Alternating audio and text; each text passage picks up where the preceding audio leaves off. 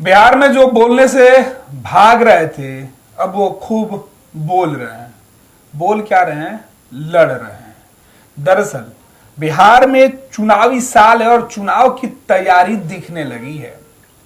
Media के कैमरे के सामने हो या फिर सदन में, अब तक कैमरे और माइक से बचने वाले लोग एक दूसरे पर खूब चीख चिल्ला रहे हैं।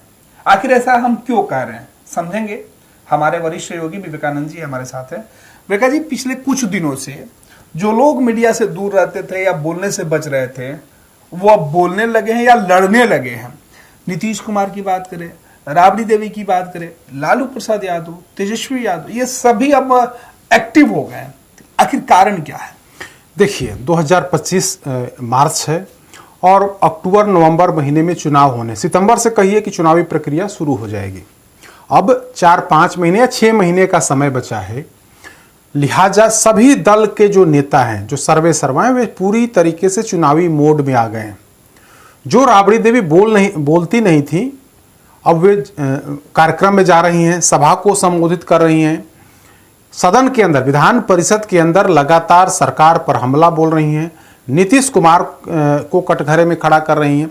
तो ऐसे में यह सब कुछ चुनावी मोड है। नेता चुनावी मोड में चले गए हैं और कोई भी ऐसा मौका हाथ से नहीं जाने दे रहे हैं। उन्हें लगता है कि जैसे आज देखिए, महिला दिवस पर कार्यक्रम आयोजित हुआ और उसमें खुद राबड़ी देवी बापू सभागार में गई। सिर्फ गई ही नहीं बल्कि कार्यक्रम का उद्घाटन किया और जो उपस्थित महिलाएं थी उनको संबोधित किया।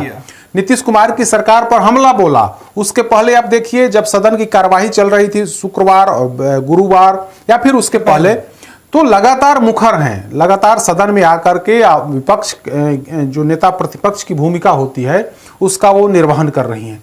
तो जो राबड़ी देवी चुप रहती थी, वे खुलकर मतलब फ्रंट फुट पर खेल रही हैं। अब विधान परिषद में तो राबड़ी देवी ने तो यहां तक बोल दिया कि जो लगातार उनके ऊपर जंगल राज, चारा चोर का जो आरोप लगता था, वहां सरकार में शामिल लोगों के सामने उन्होंने बता दिया कि किसकी गलती है। बिल्कुल, देखिए वही कह रहे हैं ना कि चाहे वो सदन के अंदर हो या फिर सभा में हो, राबड़ी देवी हर जगह नीतीश सरकार को घेरने का, बिहार की सरकार को घेरने या बीजेपी जेडीयू को घेरने का कोई मौका हाथ से नहीं जाने दे रही, कोई मौका नहीं छोड़ रही हैं।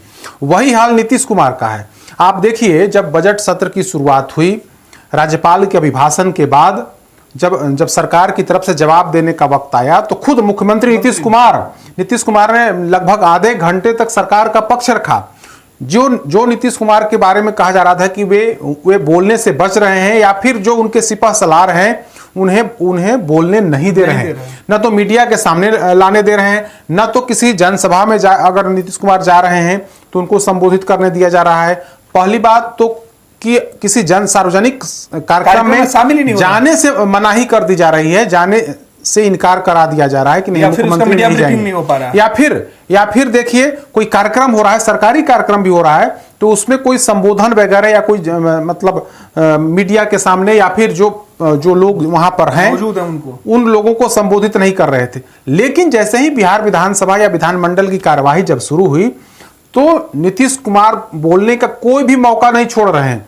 पहले राज्यपाल के अभिभाषण पर सरकार का जवाब उन्होंने दिया। उसके बाद देखिए, तो क्वेश्चन आवर में खुद मुख्यमंत्री नीतीश कुमार वहां पर बैठ रहे हैं। सिर्फ बैठ ही नहीं रहे हैं बल्कि हंगामा कर रहे विधायकों को नसीहत दे रहे हैं। पहले भाकपा माले विधायकों से, जब भाकपा माले के विधायक सदन के अंदर प्रदर्शन कर रहे थे, अपनी बात कर रहे थे 2 दिन पहले, तो उन्होंने कहा कि अगर आपको कोई समस्या है तो हल्ला करने से नहीं होगा, आप लीक करके दीजिए, हम उस काम को कराएंगे। खुद खड़े होकर के मुख्यमंत्री ने कहा। उसके बाद कल जब भाकपा माले के विधायक हंगामा कर रहे थे, विपक्ष के विधायक हंगामा कर रहे थे, बेल में प्रदर्शन कर रहे थे, इस दौरान मुख्यमंत्री खड़े हो गए और कहा कि यहाँ कोई नहीं बच सकता है, अगर कोई अपराध किया है तो सरकार उसे नहीं छोड़ेगी। हम जैसे ही जानकारी हुई, हमने डीएम को और जो अन्य अधिकारी हैं, हमने कार्रवाई का आदेश दे दिया है। तो सरकार के स्तर से जो मुख्यमंत्री जो पहले करते रहे थे, वो एक बार फिर से इन्होंने शुरू कर दिया है। विधानसभा के बाद जब विधान परिषद में गए, तो वहां पर तो सीधे तौर पर आरजेडी कि महिला जो विधायक जो एमएलसी हैं उनसे सीधे तौर पर भिड़ गए। सिर्फ महिला एमएलसी पर ही नहीं बल्कि खुद राबड़ी देवी पर भी उन्होंने जबरदस्त प्रहार किया और लालू यादव का नाम लेकर के राबड़ी देवी पर गहरा मतलब प्रहार किया। तो इस तरह से जो नीतीश कुमार को बोलने से रोका जा रहा था, जो नीतीश कुमार मतलब पब्लिक में जाकर के कुछ बात नहीं कर पा रहे थे, वो नीतीश कुमार सदन के अंदर और सदन के बाहर भी अब जो है वो बोलने लगे। तो कहा जा सकता है कि चुनावी मोड है नीतीश कुमार पर, या मतलब आरोप चस्पा हो रहा था कि नीतीश कुमार बोलने में सक्षम नहीं है या फिर उन्हें बोलने नहीं दिया जा रहा है, उन्हें कैद करके रखा गया है। तो आज देखिए महिला दिवस पर नीतीश कुमार हमें लगता है कि 4-5 कार्यक्रम में गए, 2 सरकारी कार्यक्रम और फिर होली मिलन समारोह, महिला दिवस पर जेडीयू के प्रदेश कार्यालय में गए। तो कई कार्यक्रम में शिरकत किए और सब जगह कहीं ना कहीं कुछ एक्टिविटी अपनी दिखाई। हालांकि बीजेपी के कार्यक्रम में, रविशंकर प्रसाद के कार्यक्रम में वो तस्वीर एक बार फिर से दिख गई जब अबीर गुलाल लगाने के दौरान मुख्यमंत्री नीतीश कुमार रविशंकर प्रसाद का पैर झुक करके पैर छूते हुए वो तस्वीर आई, तो इसकी चर्चा हुई। लेकिन मुख्यमंत्री के तौर पर नीतीश कुमार की जुबान एक बार फिर से खुल गई है। जो कहा जा रहा था कि अब वे बोलने में भी सक्षम नहीं है, अब फ्रंट फुट पर आकर के विपक्ष पर हमला बोल रहे हैं, लालू राबड़ी की पूर्ववर्ती सरकार पर हमला बोल रहे हैं, सदन के अंदर जवाब दे रहे हैं, बाहर में कई कार्यक्रम में, एक दिन में कई कार्यक्रम में शामिल हो रहे हैं, सभा को संबोधित कर रहे हैं। तो कुल मिलाकर के कहें तो पक्ष की तरफ से नीतीश कुमार भी सामने है, दूसरी तरफ से विपक्ष की तरफ से जो राबड़ी देवी घर में बैठी होती थी वो भी सामने आकर के सरकार पर हमला बोल रही हैं। रेखा जी, 2 चीजें, एक तो राबड़ी देवी को लेकर कहा जाता था कि वो बोलती नहीं है, उनके शिक्षा दीक्षा पर अमूमन सवाल उठते रहा है और उनके पूरे परिवार पे जो भ्रष्टाचार का आरोप लगा उसे लेकर निशाना साधा जा रहा था।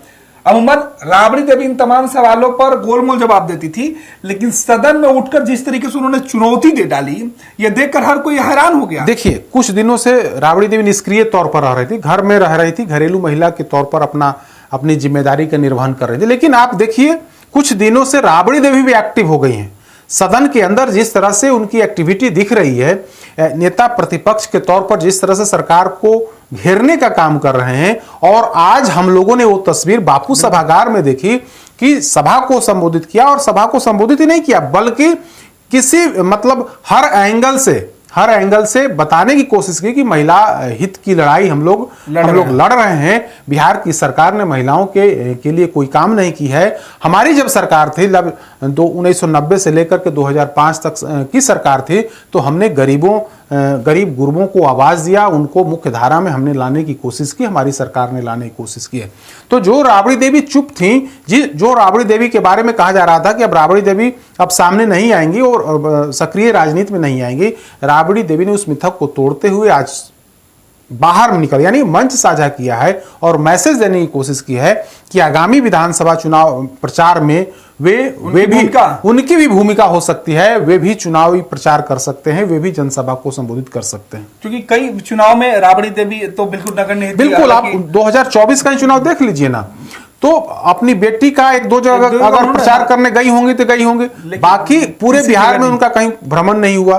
लालू यादव भी निष्क्रिय बने रहे, बेटी के चुनाव प्रचार में भले ही 2-4 जगह गए होंगे, लेकिन वे भी पूरी तरीके से निष्क्रिय रहे। लेकिन राबड़ी देवी तो सक्रिय हो गई हैं, लालू यादव भी सक्रिय होते हुए दिख रहे हैं। जहानाबाद गए, छपरा गए, मुजफ्फरपुर गए, कई जगहों पर जो निजी कार्यक्रम है या फिर जो पार्टी के नेताओं का कार्यक्रम हो रहा है उस कार्यक्रम में जा रहे हैं और जा करके उस इलाके में मैसेज देने की कोशिश कर रहे हैं कि लालू प्रसाद यादव आज भी पूरे तौर पर सक्रिय है, और लालू प्रसाद यादव सक्रिय है तो 2025 के चुनाव में उसका लाभ, ऐसा आरजेडी का मानना है कि आरजेडी को लाभ मिलेगा। लिहाजा दोनों पति पत्नी यानी कि लालू यादव और राबड़ी देवी दोनों एक्टिव मोड में अब ये लोग आ गए हैं। दूसरी तरफ नीतीश कुमार भी एक्टिव मोड में आ गए हैं, और भारतीय जनता पार्टी के नेता तो हमेशा एक्टिव मोड में रहते ही हैं।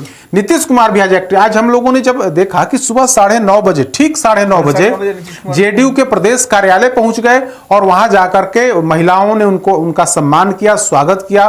लगभग 3-4 मिनट तक उन्होंने सभा को भी उस कार्यक्रम को भी संबोधित किया। उसके बाद सरकारी कार्यक्रम में भी गए, राजगीर गए, राजगीर में जाकर के वहां पर उद्घाटन करना था, वहां पर उस कार्यक्रम में शामिल हुए।